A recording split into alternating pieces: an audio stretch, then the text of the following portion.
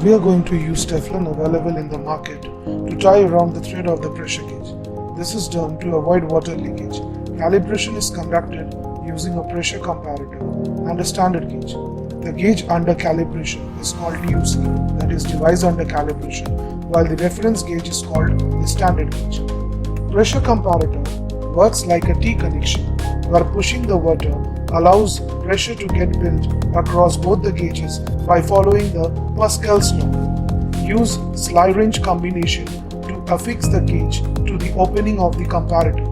It is a good practice to keep one wrench static as shown and moving the other in clockwise direction for tightening and anti-clockwise for loosening.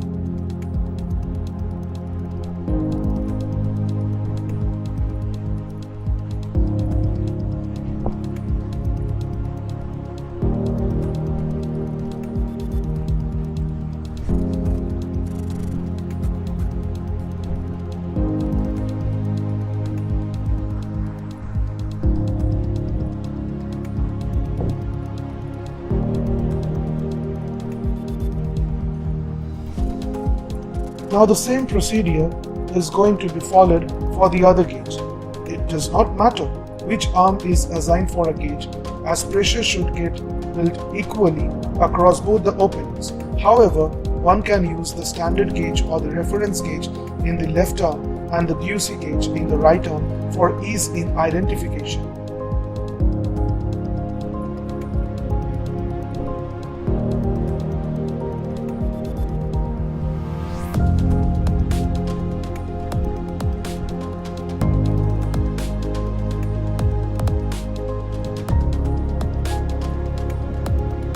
Now it is the time to fill the cylindrical chamber with water. The level of water should be kept above the nozzle and just below the brim.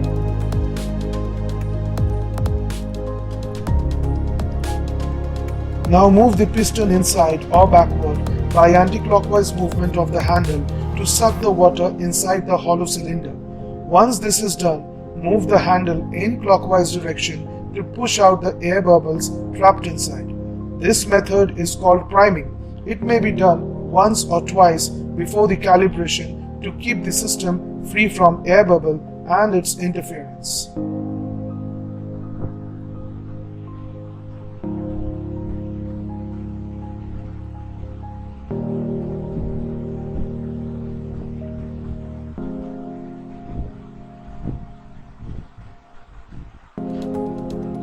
Now we see the bubbles are oozing out as clockwise motion is conducted to push the water outside the nozzle.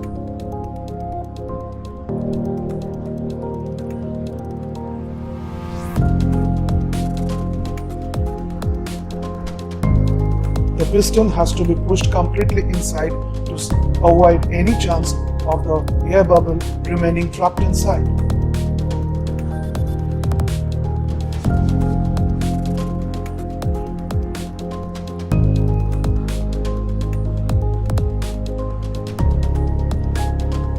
As this gets complete, once again suck the water inside in the same manner.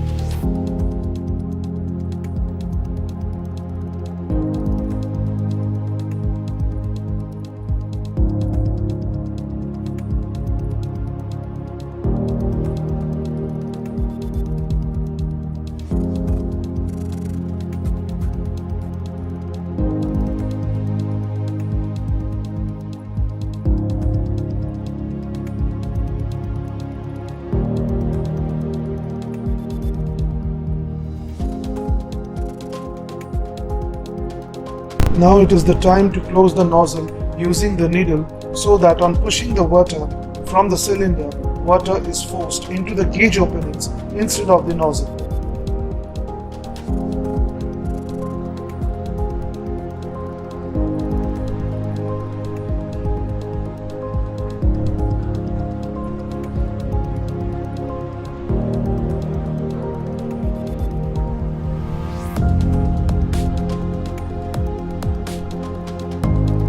Both the gauges are in a zero position. As water is now pushed through the cylinder, pressure rises slowly at first and then shoots up rapidly. Movement can be held and stopped at a particular point to note down the readings of pressure indicated by the DUC and the reference gauge for comparison.